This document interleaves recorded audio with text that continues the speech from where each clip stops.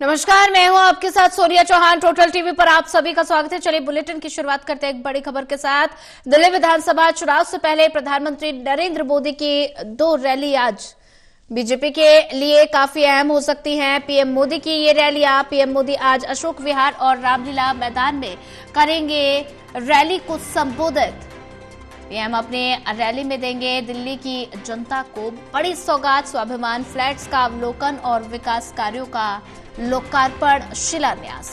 दोपहर 12 बजे से पीएम मोदी की दिल्ली में 2 बड़ी रैलियां।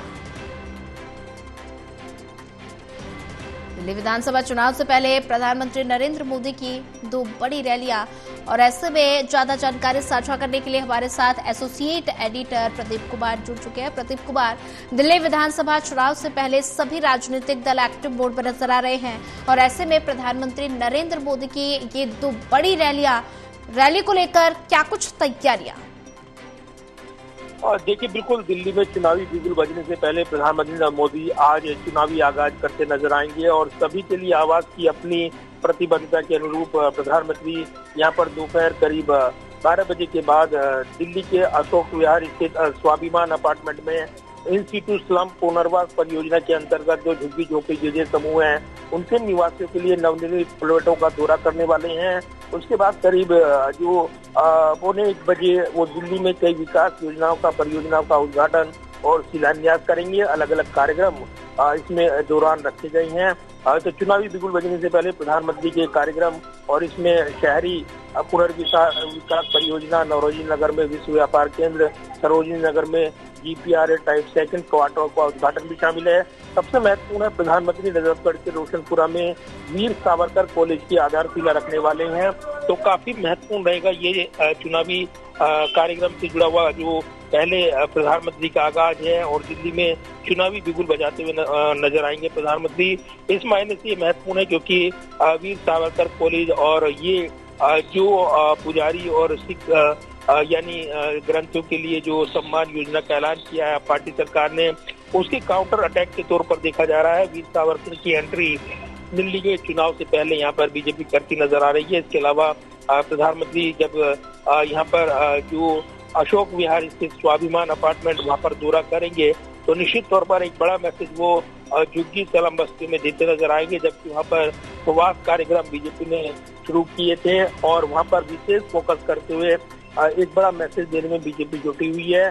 तो यहाँ पर वंचित वर्ग और खासतौर से मध्यम वर्ग के लिए आज कई विकास योजनाओं की सौगात प्रधानमंत्री देने वाले हैं। करीब 4,500 करोड़ रुपए की विकास परियोजना की सौगात इस दौरान आज की योजनाओं में शामिल है। इसके अलावा द्वारका में CBSE के एकीकृत कार्यालय परिसर का भी उद्घाटन आज ही कार्यक्रम में शामिल बताया जा रहा है। तो ये काफी महत्वपूर्ण प्रोग्राम है जो आज चुनावी बिगुल बजने से पहले प्रधानमंत्री चुनावी आगाज करते हुए नजर आएंगे, और निश्चित तौर पर उनके संबोधन पर आज चुनावी भाषण के नजरिए से नजरें रहने वाली हैं, क्योंकि कहीं न कहीं एक बड़ा पॉलिटिकल मैसेज वो इस दौरान देते नजर आ सकते हैं। जी प्रदीप कुमार जी, अगर बात की जाए तो भारतीय जनता पार्टी के लिए ये रैली कितनी ज्यादा महत्वपूर्ण बताई जा रही है, और ऐसे में प्रधानमंत्री नरेंद्र मोदी अशोक विहार और रामलीला मैदान में रैली को संबोधित करेंगे, तो दिल्ली की जनता को क्या कुछ बड़ी सौगातें मिलने वाली हैं? और इस कार्यक्रम के जरिए प्रधानमंत्री यहाँ पर कई विकास योजनाओं की जो सौगात दे रही हैं। 1,675 जो फ्लैट्स हैं गरीबों को लिए खास तौर से विशेष तौर पर इन प्रोजेक्ट की शुरुआत यहाँ पर हो रही है, उनकी चाबियां वो सौंपने वाले हैं। इसके अलावा दिल्ली के शहरी विकास और गरीबों के सशक्तिकरण की दिशा में एक बड़ा मैसेज देते हुए प्रधानमंत्री नजर आएंगे।